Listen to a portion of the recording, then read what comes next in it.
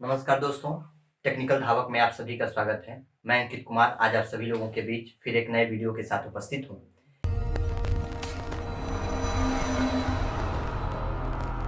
आपने चैनल पे इसके पहले का जो हमारा बिल्डिंग मटेरियल या फिर कंस्ट्रक्शन मटेरियल का जो पार्ट 1 था इंट्रोडक्शन का, उसको देखा होगा। उसमें बेसिक तौर पे हम लोगों ने जाना था कि पुरानी संरचनाएं जो थी और आज की जो संरचना है उसमें मूलभूत अंतर क्या है। क्लासिफिकेशन ऑफ बिल्डिंग मटेरियल पढ़ा था हम लोगों ने, एक केमिकल टेक्सचर के आधार पर था और एक नेचर के आधार पर था। अब जो है इस वीडियो में हम सभी लोग जो है यह जानेंगे, मोटे तौर पे अभी सिर्फ इंट्रोडक्शन चल रहा है, तो इसमें हम सभी लोग जानेंगे कि बिल्डिंग के निर्माण में जो सामग्रियां प्रयोग की जाती हैं, चाहे मिट्टी हो, चाहे स्टोन हो, लाइम हो, सुर्खी हो, इन सब के विषय में जानेंगे और कुछ ऐसे महत्वपूर्ण चीजों की भी चर्चा करेंगे बुलेट पॉइंट के तौर पे, कि जैसे क्ले है तो उसका साइज कितना होता है, सैंड है उसका साइज का रेंज क्या होता है, जो कि परीक्षाओं में सीधे तौर पे पूछ लिए जाते हैं। तो चलिए बिना देर किए हुए जो है हम वीडियो की शुरुआत करते हैं।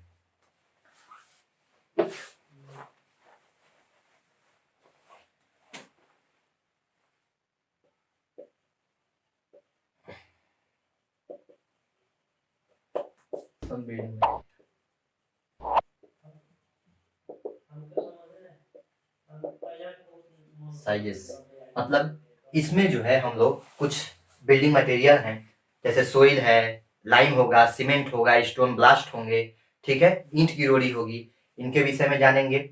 सुर्खी क्या होता है ये जानेंगे और फिर उनका साइज का रेंज क्या होता है इसको देखा जाएगा। तो चलिए बिना देर किए हुए जो है हम आगे के टॉपिक को देखते हैं। सबसे पहला जो हमारा आता है some building material and their sizes, कुछ महत्वपूर्ण बिल्डिंग मटेरियल हैं और उनके आकार क्या होते हैं। तो पहला हम बात करते हैं सोइल की, मिट्टी, ठीक है। सोइल जो होता है यह चट्टानों के डिसइंटीग्रेशन एंड डिकम्पोजिशन के बाद बनता है। वायुमंडलीय कुप्रभाव जो है जब चट्टानों के ऊपर पड़ते हैं तो धीरे धीरे अपघटित होती हैं, टूटती जाती हैं, ठीक, उनका डिसइंटीग्रेशन होता है, विघटन होता है और डिकम्पोजिशन का मतलब बैठती है तली पर, तो जो है मिट्टी जो है हमारी प्राप्त होती है। यानी चट्टानों के बेसिक तौर पर जो मिट्टी का अगर लिखना चाहे तो यही कह सकते हैं कि चट्टानों के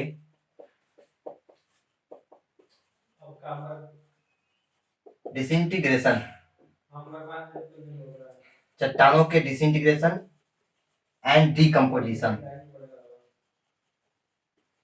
डिकम्पोजिशन के बाद जो है हमारी मिट्टी प्राप्त होती है, ठीक है। मिट्टी में हम देखेंगे जैसे क्ले है, सिल्ट है, सैंड, ये सब मिट्टी के अंतर्गत ही आते हैं। हम इनका जो है अब क्लासिफिकेशन देखते हैं, मतलब मिट्टी के अंदर जो जो चीजें आती हैं उनके साइज को हम देखते हैं, ठीक है। तो इसमें हम लोग लिखते हैं यहाँ पे सबसे पहले कि जो हमारा क्ले है, क्ले है, क्ले का साइज का रेंज क्या होता है। तो क्ले जो होता है इसके साइज जो होता है वह 0.002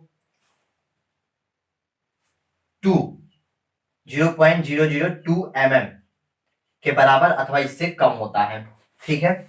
दूसरा हमारा होता है सिल्ट। सिल्ट का जो साइज हमारा होता है वह, इसका रेंज जाता है हमारा 0.002 से 0.063 तक, ठीक है, है ये। अगला जो हमारा है सैंड है। सैंड का जो साइज जाता है 0.063 से कहा जाता है 2 तक जाता है, ठीक है।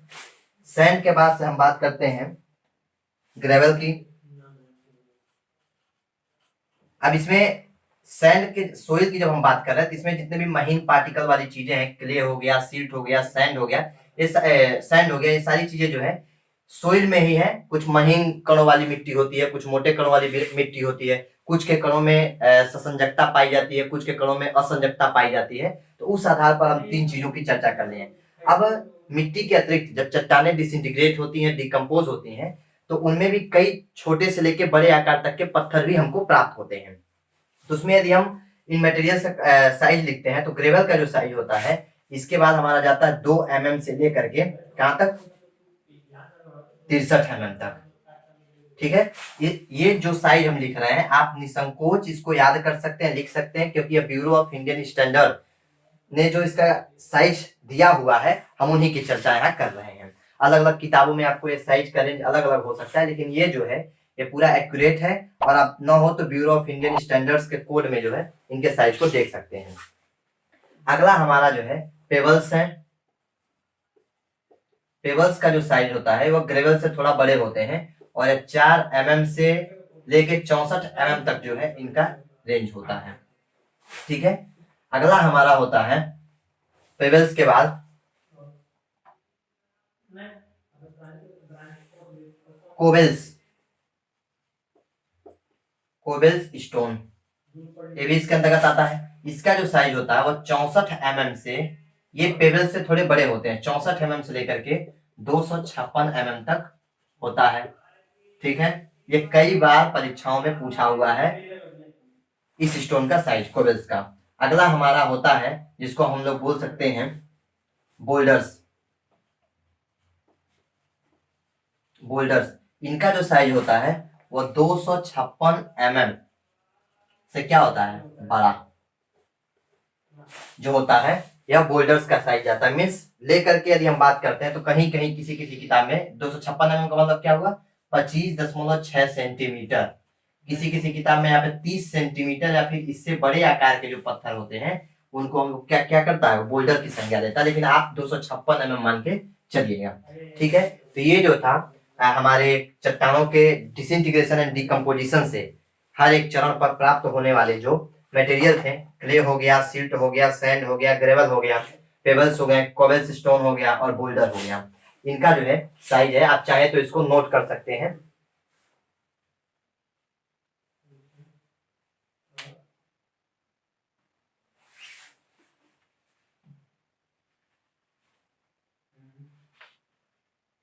अगला जो इसी में हमारा आता है, इसको हटा के अब इसमें जो है हमारा, इसमें जो एक और आप चाहे तो रेंज बना सकते हैं, उसमें कई बार कई परीक्षाओं में PHI स्केल जो होता है हमारा, 5 स्केल, इस पर जो है अलग अलग, जैसे क्ले का जो है PHI पैमाने पर मान कितना होता है, 0 होता है।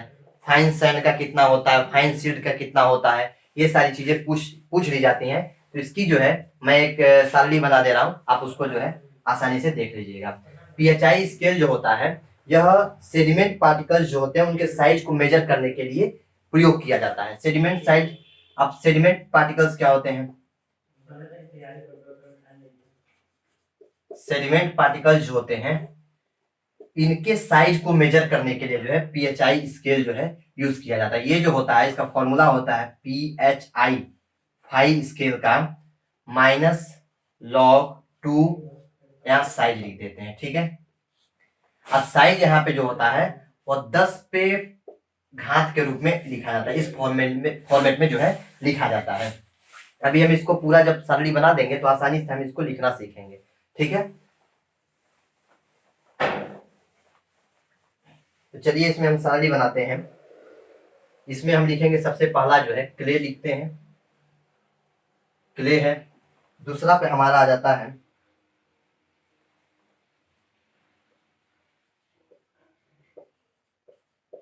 इधर से लिखते हैं, क्ले हो गया,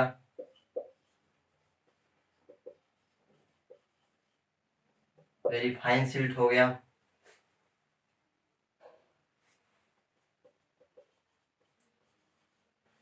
फाइन सिल्ट हो गया,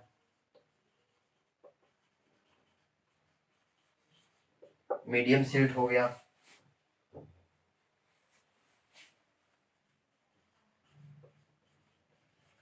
कोर्स सिल्ट हो गया। ठीक, इसके आगे हम लोग अगर चलते हैं, उसके ये हमारे सिल्ट के अंतर्गत आ जाए, चारों हमारे सिल्ट हो जाएंगे। ठीक है, आगे जो हमारा होता है सैंड का जाता है, इसमें हम लिखते हैं सीधा सा very fine sand, very fine sand, फिर हो जाता है हमारा फाइन सैंड। अगला हमारा होता है मीडियम सैंड, मीडियम सैंड। ठीक है, उसके बाद होता है कोर्स सैंड। ठीक है, ये चार हमारे सैंड में चले जाते हैं। ठीक है, अगला जो हमारा होता है, इसमें एक चीज और शामिल हो जाता है कोर्स सैंड में, वेरी कोर्स सैंड एक आ जाता है, वेरी कोर्स सैंड। ठीक है, इसी में होता है, सैंड में ही हमारा होता है, 5 तरह से हो जाता है। ठीक है, अगला हमारा होता है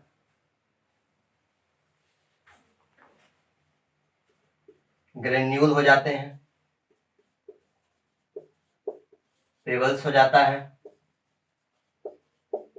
कोवल्स हो जाते हैं, और फिर बोल्डर्स हो जाते हैं। ठीक है, अब हम इनके साइज का रेंज देखेंगे। ठीक है, इधर भी लिख सकते हैं और ऐसे। ठीक है,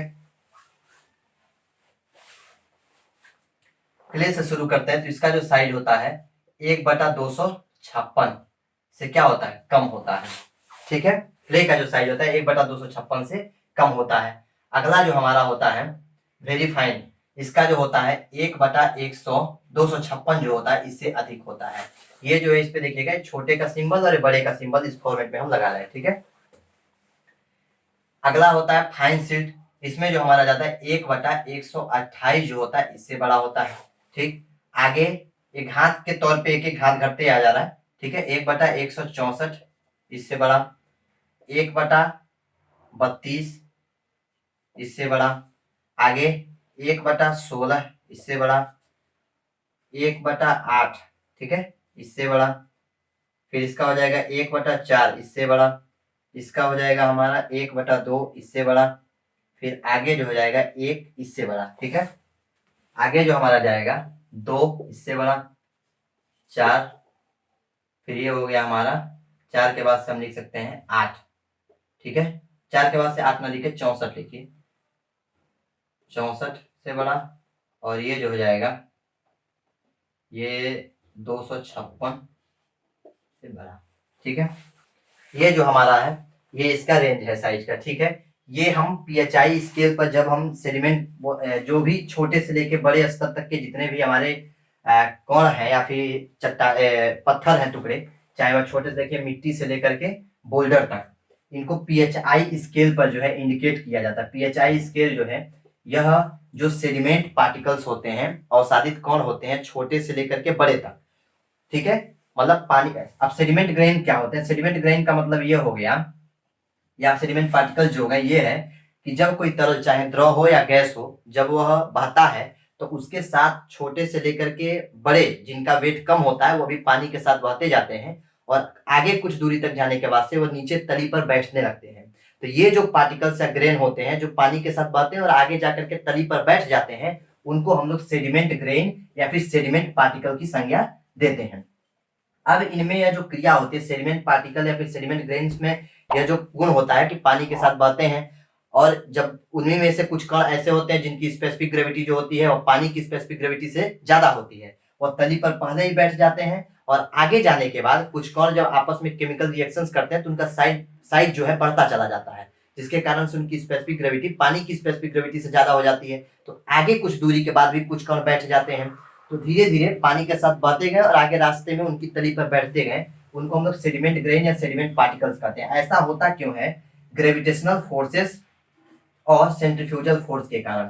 किसके कारण, सेंट्रीफ्यूजल फोर्स के कारण। ठीक है, गुरुत्वाकर्षण बल और अपकेंद्रीय बल के कारण से जो है कि इन कणों में सेडिमेंट ग्रेन्स में पानी के साथ बहने और तली पर एक समय के बाद जो है बैठ जाने का जो है कि गुण आ जाता है। तो पीएचआई स्केल जो है वही इन्हीं सेडिमेंट ग्रेन्स, चाहे छोटे हो यहाँ पे हो या फिर यहाँ पे हो, इन्हीं सेडिमेंट ग्रेन्स के साइज को जो है व्यक्त करता है, उनको मेजर करता है। तो चलिए देख सकते हैं, देखेंगे इनको कि अलग अलग जो हमारे है क्ले है, फाइन सिल्ट है, इनका जो है पीएचआई स्केल पर वैल्यू कितना होता है। ठीक है, अगर हम इसको बात करते हैं, फॉर्मूला मैंने लिखा था यहाँ पे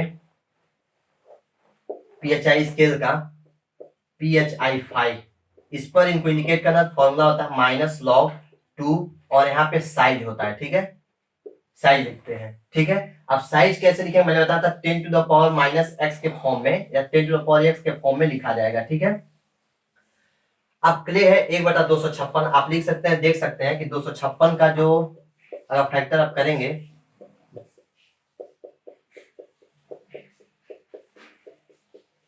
256। ठीक है, कितने हो रहे हैं? 2 देख सकते हैं, 1 2 3 4 5 6 7 8, 8 2 आ रहा है। तो आप इसको ऐसे भी लिख सकते हैं 1/2 पे पावर 8। ठीक है, यानी 2 पे पावर -8 हो गया।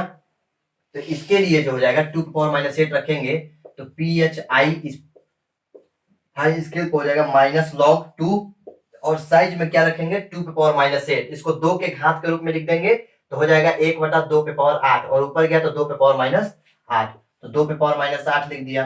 अब ये हो जाएगा हमारा PHI5, तो हो जाएगा माइनस, अब 8 बेस बेस सेम है तो ये वाला 8 बाहर जाएगा, तो माइनस माइनस और -8 आ गया, फिर log2 बेस 2। ठीक है, इसका वैल्यू सेम हो जाता है, 1 हो जाएगा। ठीक है, PHI5 स्केल पे जो होता है माइनस और -8 गुणे 1 कर देंगे तो इसका वैल्यू हो जाएगा 8। यानी कहने का मतलब ये है कि जो हमारा क्ले होता है इसका होगा कितना? 8 से अधिक, यानी 8 के करीब में जो है इसका PHI स्केल पर मान हो जाएगा। ठीक है, अगला फाइन सीड, तो इसका 1/256 है, तो 1/256 है तो इसको भी ऐसे लिखेंगे 1/2 पे पावर 8, और ऊपर गया तो कितना हो जाएगा?